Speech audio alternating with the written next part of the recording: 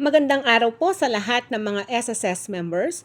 Alam niyo ba, pwede na ninyong malaman ang inyong estimated pension na makukuha ninyo sa SSS kapag kayo ay magre-retiro. Ito ang paraan para makompute ng mabilisan ang iyong SSS pension kapag kayo ay umabot na sa retiring age. Una, pumunta lang sa Google at i-type ang ssspensioncalc.com. Then, i-click lang ito. Mapupunta ka sa mismong SSS Page Pension Calculator.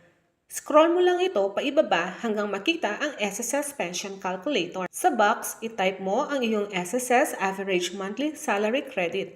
At kapag hindi mo pa ito alam, para makita ito, tignan sa SSS table na updated. Para malaman ang latest SSS Table of Contribution, i-search sa Google ang SSS Latest Contribution Table. Kapag nalaman mo na ang iyong monthly salary credit, i-type lang ito sa box.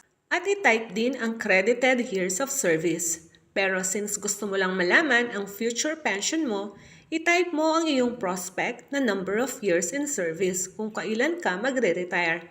Tandaan, kailangan may 10 years na hulog ka sa SSS para ikaw ay kwalipikado sa SSS monthly pension.